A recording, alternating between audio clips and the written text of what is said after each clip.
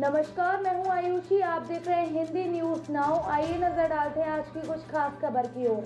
जानिए किस राज्य की सरकार युवाओं को देगी 5 साल में 2 लाख नौकरियां। छात्रों के बीच सीएम ने भरे मंच से किया ऐलान। हरियाणा के मुख्यमंत्री नायब सिंह सैनी ने शुक्रवार को घोषणा की है कि राज्य सरकार अगले 5 वर्षों में 2 लाख युवाओं को सरकारी नौकरियां प्रदान करेगी। उन्होंने ये भी बताया कि पिछले 10 वर्षों में भारतीय जनता पार्टी यानी बीजेपी ने 1.71 लाख युवाओं को योग्यता के आधार पर सरकारी नौकरियां दी है। ये घोषणा मुख्यमंत्री ने इंदिरा गांधी राष्ट्रीय यानी IGN कॉलेज लाडवा कुरुक्षेत्र में आयोजित स्वर्ण जयंती समारोह के दौरान की।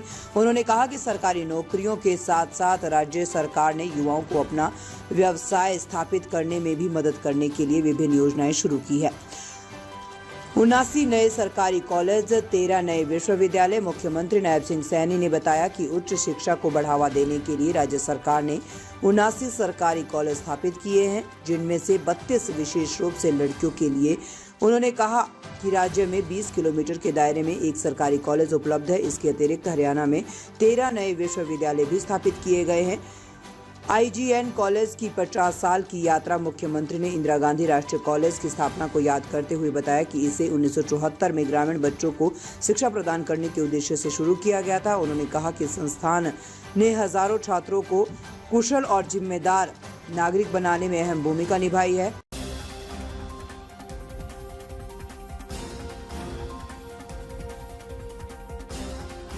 जम्मू और कश्मीर भारतीय सेना के जवानों ने 76वें गणतंत्र दिवस के अवसर पर बारामूला जिले के उरी सेक्टर में राष्ट्रीय ध्वज फहराया।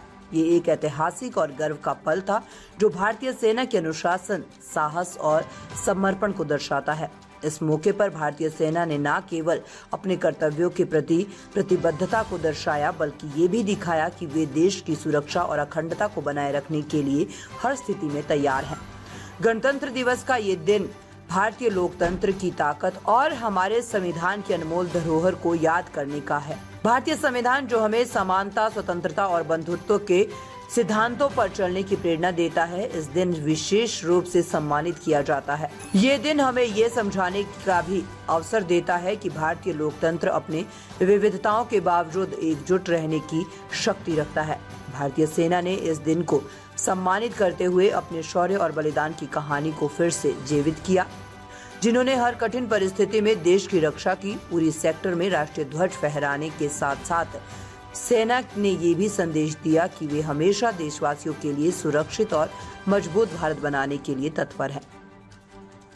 ये गणतंत्र दिवस सिर्फ एक अवसर नहीं, बल्कि भारतीय सेना की वीरता और उनकी बहादुरी को याद करने का समय है, जिन्होंने देश की रक्षा में अपने प्राणों की आहुति दे दी।